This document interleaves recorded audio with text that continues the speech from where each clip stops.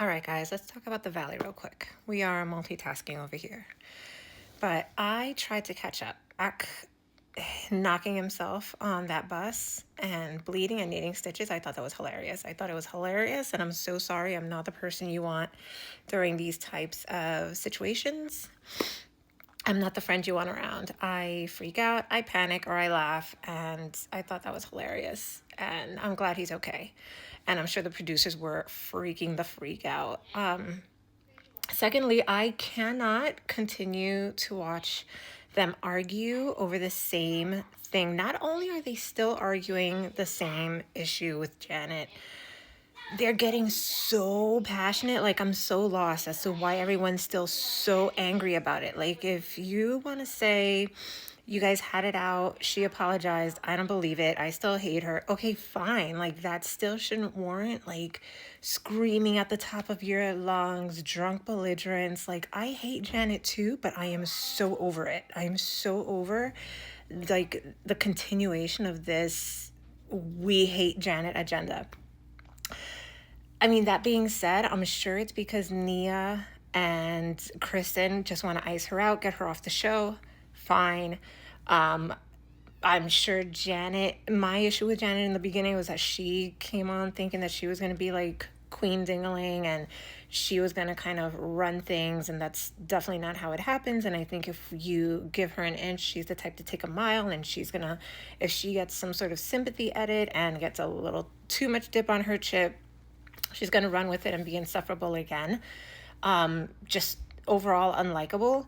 And it kind of just circles back to what I've been saying about the show, is that they need an anchor, and it can't be Kristen, she's unhinged. It can't be Janet because she's a nut job.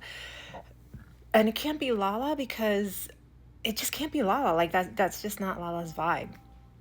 So the person, whoever they do bring in to be the voice of reason, and the anchor of the show, needs to not know that that's their role, because they too will have too much dip on their chip. I don't believe they'll be able to cast somebody that knows how to be like even keeled. I'm on a show. This is a job. Everyone's replaceable. Even though I'm the anchor, that doesn't mean anything is solidified.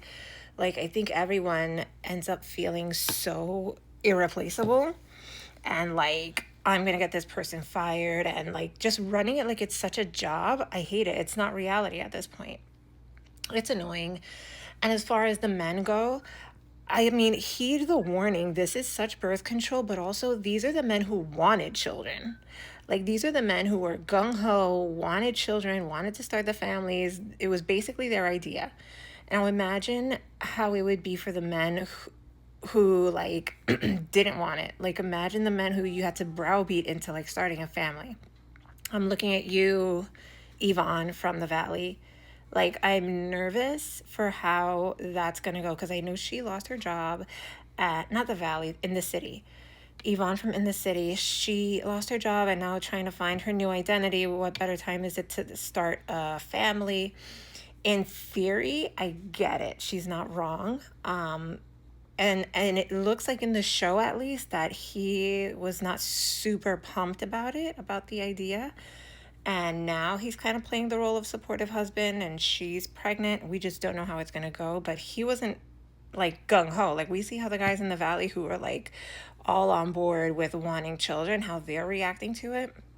I don't know how much better or worse it's going to be for someone who had to get browbeaten into the position. So good luck to them. And I think when you're asking a guy if he wants children, the real question is, do you want to not be the priority in the relationship anymore? Are you ready to give up your schedule and 90% of what you believe makes your identity, whether that's, basketball with the boys, whether that's your gym schedule, whether that's your boys' weekends or whatever, like all those things that ground you and keep you're going to have to be able to give that up, or at least loosen your attachment to them, because it's not going to be as consistent as it was. And men just can't handle not being the priority. Like, if your wife is tired, she's not going to want to take care of you now, and she is going to be tired, and you're both going to be tired. And even though you're tired still allows you to be like aroused and like want to get it on, her tired isn't going to want to do that. And so like, there's realities that men are just not willing to cope with, and they just don't understand. They don't get it. So I don't know, stop having babies with these men, in short. But yeah, I still can't watch it. I still can't watch the stupid show. I'm not on the Chili's episode that everyone's raving about. Maybe I'll just cut to the last episode and just skip whatever is in between because this show is getting insufferable. I can't take it. But whatever. Those are my 2 cents.